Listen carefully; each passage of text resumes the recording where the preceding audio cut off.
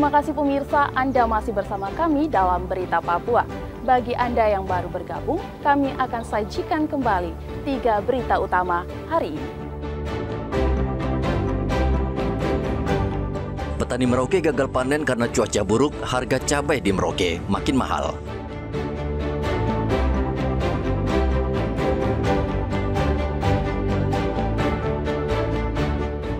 Diduga menggunakan tangki modifikasi untuk mengisi BBM subsidi, sebuah minibus di Merauke terbakar di dekat SPBU.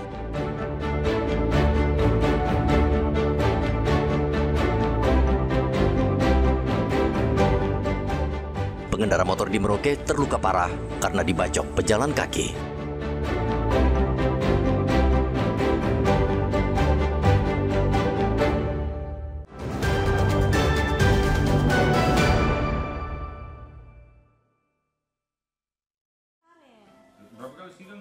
Kejaksaan Tinggi Papua menyita uang tunai senilai 2,2 miliar rupiah sebagai barang bukti dugaan korupsi penjualan cadangan beras pemerintah untuk program stabilitas harga pangan di kantor Bulog Wamena Jayawijaya, Provinsi Papua Pegunungan, periode tahun 2020 hingga 2023. Uang tersebut disita dari selisih penjualan beras dari gudang ke mitra Bulog Wamena yang diduga diterima oleh bendahara dan 3 orang kepala cabang. Aspidsus Kejati Papua, Nixon Mahuse, mengatakan kerugian negara dalam kasus ini diperkirakan mencapai 37 miliar rupiah. Dari hasil penyidikan, kantor cabang pembantu Bulog Wamena menjual beras pemerintah di atas harga. Beras, ya, kasihan mereka, semua banyak musim lapar di sana, anak-anak stunting, kasihan. Biarkan mereka supaya dihukum, bisa berubah. Koordinator Penyidikan Pitsus Kejati Papua Valeri Dedi Sawaki mengungkapkan penyitaan tidak hanya berupa uang, namun juga alat komunikasi dan sejumlah dokumen dari Bulog Wamena dan Kanwil Bulog Jayapura. Selain uang yang kami lakukan penyitaan, pengembangan penyidikan, tim juga telah menyita alat komunikasi dari para pihak yang kami periksa.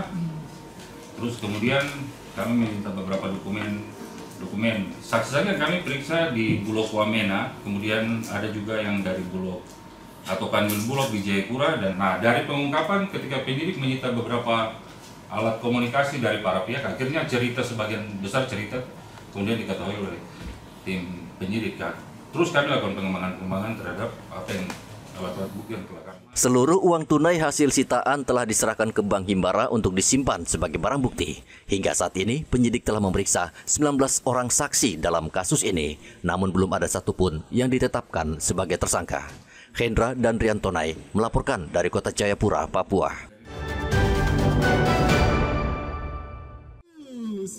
Kantor Perwakilan Bank Indonesia Papua menggelar Gerakan Nasional Pengendali Inflasi Pangan yang melibatkan puluhan UMKM di halaman kantor Gubernur Papua, Kota Jayapura pada hari Jumat.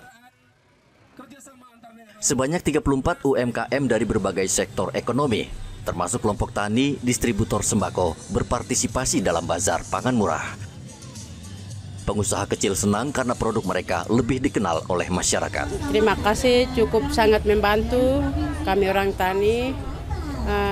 Puji Tuhan, apa yang kita bawakan sudah laku, separuh belum, tapi mudah-mudahan untuk kedepannya, mudah-mudahan habis, jualan kami habis. Harapan kami ke depan. Mama bawa apa saja hari ini? Hari ini saya bawa lombok, pepaya, petatas, sama kol bunga, jambu kris. Puji Tuhan, jambu kris, jambu airnya sudah habis. Dengan buah naga sudah habis. Sangat bagus supaya mempromosikan hasil kerja kita di Itu. Dari kelompok tani ini apa saja Pak yang dibawa? beras saja.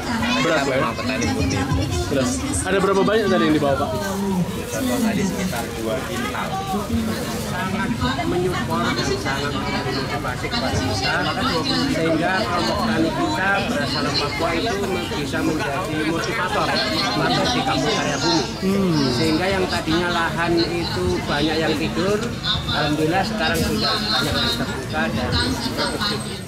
Kepala Perwakilan Bank Indonesia Provinsi Papua, Fatur Rahman, mengatakan akan terus menggelar gerakan pasar murah. Jadi ini rangkaiannya, puncaknya ya. Puncak dari rangkaian.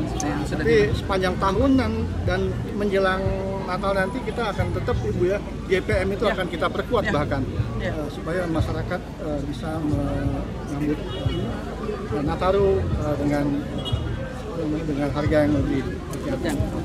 Kami akan berusaha lagi bersama dengan mitra untuk bisa menghadirkan UMKM yang ada di lingkungan masyarakat, terutama bisa mendekatkan layanan terhadap UMKM ini. Gerakan Pasar Murah Pengendali Inflasi digelar selama 1 hari. Di pasar murah ini dijual beras, bawang merah, tomat, dan daging ayam. Hendra dan Riantonai melaporkan dari Kota Jayapura, Papua.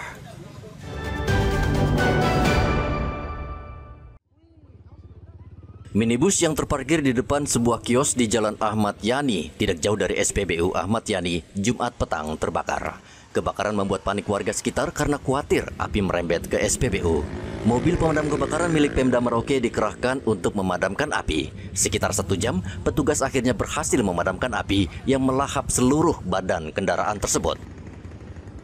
Dari hasil penyelidikan, polisi menemukan tangki yang sudah dimodifikasi pada bagian belakang minibus. Diduga pemilik kendaraan terlibat berbisnis BBM ilegal.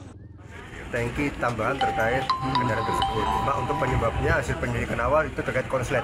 Konslet dari mobil tersebut. Ya. Jadi untuk tindakan lain Pak Kasat kira-kira mungkin ada dengan artinya penyalahgunaan BBM ini kan harus seperti itu Pak Kasat. Nah, kalau untuk terkait itu nanti ke depan kami akan lebih aktif lagi untuk melakukan pengecekan terutama kendaraan yang dimodifikasi di SPBU. Saat ini polisi masih memeriksa pemilik kendaraan.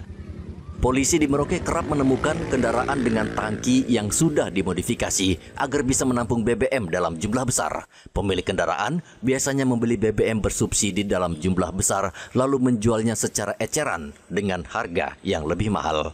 Muhammad Ridwan dan Riantonai melaporkan dari Merauke, Papua Selatan.